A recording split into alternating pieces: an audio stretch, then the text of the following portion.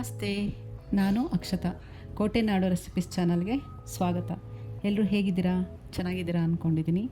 ಇವತ್ತಿನ ರೆಸಿಪಿಯಲ್ಲಿ ಆಲೂ ಸಮೋಸ ಮಾಡೋದು ಹೇಗೆ ಅಂತ ಈ ವಿಡಿಯೋದಲ್ಲಿ ನೋಡೋಣ. ತುಂಬ ಕ್ರಿಸ್ಪಿಯಾಗಿರುತ್ತೆ. ಬನ್ನಿ ಮತ್ತು ನನ್ನ ಕಿಚನಿಗೆ ಹೋಗೋಣ. ಮೊದಲಿಗೆ ಒಂದು ಬೌಲ್ ತೊಗೊಳ್ಳೋಣ. ಅದಕ್ಕೀಗ 1 ಬೌಲು ಮೈದಾ ಹಿಟ್ಟು, ಹಾಗೆ 2 ಸ್ಪೂನಷ್ಟು ಅಕ್ಕಿ ಹಿಟ್ಟು, ಸ್ವಲ್ಪ ಅಜ್ವಾನ ಹಾಕ್ಕೊಳ್ಳೋಣ, ರುಚಿಗೆ ತಕ್ಕಷ್ಟು ಉಪ್ಪು ಮತ್ತು ಸೀಕ್ರೆಟ್ ರೆಸಿಪಿ 2 ಸ್ಪೂನು ತುಪ್ಪ. ಇಷ್ಟನ್ನು ಹಾಕ್ಬಿಟ್ಟು ಚೆನ್ನಾಗಿ ಕಲಿಸ್ಕೋಬೇಕು. ಹೇಗೆ ಕಲಿಸ್ಕೋಬೇಕು ಅಂದರೆ ತುಪ್ಪ ಹಿಟ್ಟಿಗೆ ಚೆನ್ನಾಗೆ ಮಿಕ್ಸ್ ಆಗಬೇಕು. ನೀರು ಹಾಕ್ತೆ ಮೊದಲೇ ತುಪ್ಪದ ಜೊತೆ ಚೆನ್ನಾಗೆ ಕಲಿಸ್ಕೊಳ್ಳಿ. ಈಗ ಚೆನ್ನಾಗೆ ತುಪ್ಪ ಮಿಕ್ಸ್ ಆಗಿದೆ ಅಂತ ಹೇಗೆ ಗೊತ್ತಾಗುತ್ತೆ ಅಂದರೆ, ಸ್ವಲ್ಪ ಹಿಟ್ಟು ತೊಗೊಂಡು ಈ ರೀತಿ ಮಾಡಿದರೆ ಅದು ಉಂಡೆ ಥರ ಕೊಚ್ಕೋಬೇಕು. ಆಗ ತುಪ್ಪ ಚೆನ್ನಾಗೆ ಕರಗಿದೆ ಅಂತ ಅರ್ಥ. ಈಗ ಅದಕ್ಕೆ ಸ್ವಲ್ಪನೇ ನೀರು ಹಾಕ್ತಾ ಹಿಟ್ಟನ್ನು ಕಲಿಸ್ಕೊಳ್ಳೋಣ. ಮೈದಾ ಹಿಟ್ಟಾಗಿರೋದ್ರಿಂದ ಬೇಗ ತೆಳುವಾಗಿಬಿಡುತ್ತೆ. ಅದಕ್ಕೆ ನೋಡಿಕೊಂಡು ಸ್ವಲ್ಪ ನೀರು ಹಾಕ್ತಾ ಚಪಾತಿ ಹಿಟ್ಟಿನ ಹದಕ್ಕೆ ಹಿಟ್ಟನ್ನು ಕಲಿಸ್ಕೊಳ್ಳಿ. ಹಿಟ್ಟು ಎಷ್ಟು ಚೆನ್ನಾಗಿ ಕಲಿಸ್ಕೊತೀರ ಸಮೋಸ ಅದೇ ರೀತಿ ಪದರವಾಗಿ ಚೆನ್ನಾಗೇ ಬರುತ್ತೆ. ಈಗ ಹಿಟ್ಟು ಕಲಸಿದ್ದಾಯಿತು. ಈಗ ಇದನ್ನು ಮುಚ್ಚಿ ಇಟ್ಟು ಒಂದು ಅರ್ಧ ಗಂಟೆ ನೆನೆಯೋದಕ್ಕೆ ಬಿಡೋಣ. ಈ ಹಿಟ್ಟು ನೆನೆಯೋ ಅಷ್ಟರಲ್ಲಿ ಬೇಗ ಒಂದು ಗ್ರೀನ್ ಚಟ್ನಿ ಮಾಡ್ಕೊಳ್ಳೋಣ. ಬನ್ನಿ.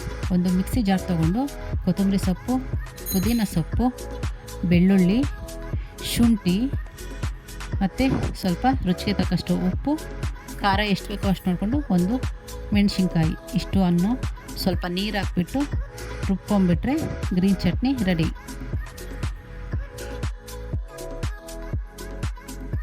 ಈಗ ಸ್ಟಫಿಂಗಿಗೆ ಆಲೂಗಡ್ಡೆ ಪಲ್ಯ ಮಾಡ್ಕೊಳ್ಳೋಣ. ಬನ್ನಿ. ಒಂದು ಪ್ಯಾನ್ ಇಟ್ಕೊಂಡು ಸ್ವಲ್ಪ ಎಣ್ಣೆ ಹಾಕ್ಕೊಂಡು ಅದು ಬಿಸಿ ಆದ ನಂತರ ಜೀರಿಗೆ, 1-2 ಹಸಿಮೆಣಸಿನ್ಕಾಯಿ, 1-2 ಈರುಳ್ಳಿ ಸಣ್ಣದಾಗಿ ಹೆಚ್ಕೊಂಡಿರೋದು ಅದನ್ನು ಹಾಕ್ಕೊಂಡು ಚೆನ್ನಾಗಿ ಎಣ್ಣೆಯಲ್ಲಿ ಫ್ರೈ ಮಾಡ್ಕೊಳ್ಳೋಣ.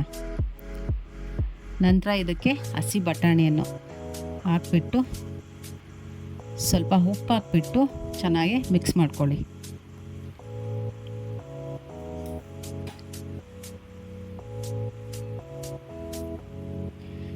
ಇದು ಬೆಂದಿದೆ. ಈಗ ಒಂದು ಸ್ವಲ್ಪ ಅರಿಶಿನ ಪುಡಿ ಹಾಕ್ಕೊಳ್ಳೋಣ.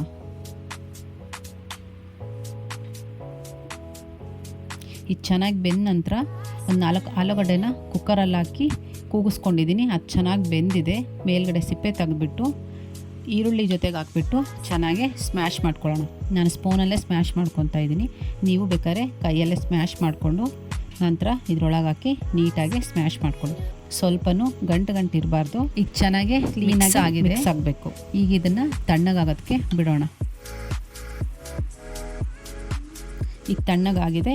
ಈಗ ಸಮೋಸ ಮಾಡ್ಕೊಳ್ಳೋಣ. ಬನ್ನಿ. ಈಗ ಹಿಟ್ಟು ಕೂಡ ಚೆನ್ನಾಗಿ ನೆಂದಿದೆ. ಈಗ ಸಮೋಸ ಮಾಡ್ಕೊಳ್ಳೋಣ. ಬನ್ನಿ. ಸ್ವಲ್ಪನೇ ಉಂಡೆಗಳನ್ನು ತೊಗೊಂಡು ಈಗ ಚಪಾತಿ ಮಾಡುವಾಗ ತೊಗೊತೀವಲ್ಲ ಅಷ್ಟೇ ಹಿಟ್ಟನ್ನು ತೊಗೋಬೇಕು. ಒಂದು ಹಿಟ್ಟಲ್ಲಿ 2 ಸಮೋಸ ಆಗುತ್ತೆ. ಈಗ ಸಮೋಸಗೆ ಎಷ್ಟು ಬೇಕೋ ಅಷ್ಟು ಹಿಟ್ಟನ್ನು ತೊಗೊಂಡು ಅದನ್ನೀಗ ಹಿಟ್ಟಲ್ಲಿ ಸ್ವಲ್ಪ ಅದ್ಬಿಟ್ಟು ಅಂಟದಾಗೆ ಹಿಟ್ಟನ್ನು ಹಚ್ಕೊಂಡು ಈಗ ಲಟ್ಟಿಸ್ಕೊಳ್ಳೋಣ.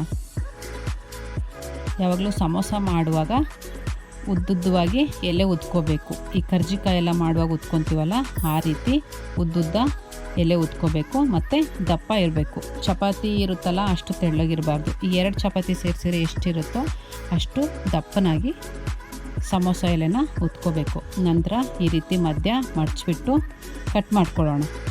ಈಗ ಒಂದರಲ್ಲಿ 2 ಸಮೋಸ ಆಗುತ್ತೆ.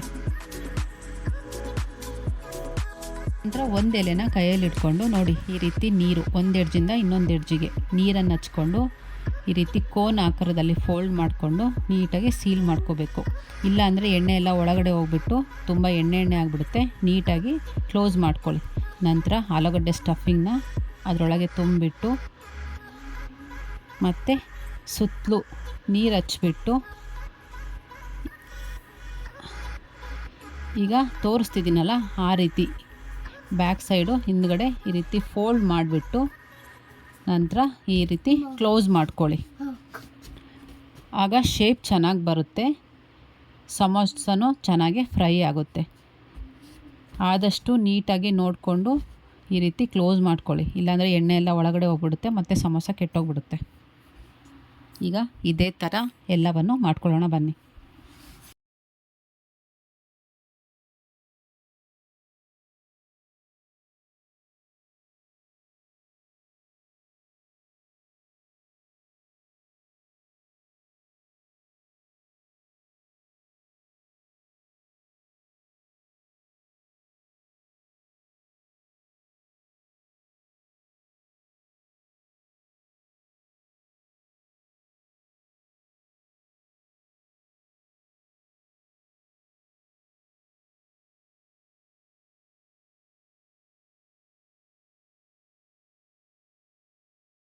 ಎಣ್ಣೆನ ಕಾಯೋದಕ್ಕಿಟ್ಟಿದ್ದೆ. ಈಗ ಎಣ್ಣೆ ಕೂಡ ಚೆನ್ನಾಗಿ ಕಾದಿದೆ.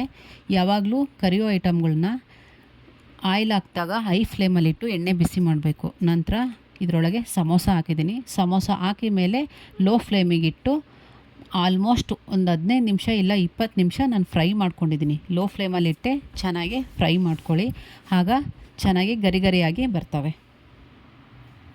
ಈಗ ಇದನ್ನು ಮತ್ತೆ ಉಲ್ಟಾ ಮಾಡ್ಕೊಂಬಿಟ್ಟು ಮತ್ತೆ ಬೇಯಿಸ್ಕೊಳ್ಳೋಣ. ಇದೇ ರೀತಿ ಕೈ ಆಡಿಸ್ತಾನೆ ಇರಬೇಕು, ನಿಲ್ಲಿಸ್ಬೇಡಿ, ಎಣ್ಣೆ ತಿರುಗ್ತಾನೆ ಇರಬೇಕು. ಇವು ಕೂಡ ಚೆನ್ನಾಗಿ ಫ್ರೈ, ಎಲ್ಲ ಕಡೆನೂ ಫ್ರೈ ಆಗ್ತಾ ಇರ್ತವೆ. ಕಲರ್ ಕೂಡ ತುಂಬಾ ಚೆನ್ನಾಗಿ ಕಾಣಿಸ್ತಾ ಇರ್ತದೆ. ಅಲ್ಲಿವರೆಗೂ ಚೆನ್ನಾಗಿ ಫ್ರೈ ಮಾಡ್ಕೊಳ್ಳಿ, ಆವಾಗ ಒಳಗಡೆ ಸ್ಟಫಿಂಗ್ ಕೂಡ ಚೆನ್ನಾಗಿ ಎಣ್ಣೆಯಲ್ಲಿ ಫ್ರೈ ಆಗುತ್ತೆ. ನೋಡಿ ಯಾವ ರೀತಿ ಬಂದಿದೆ ಅಂತ.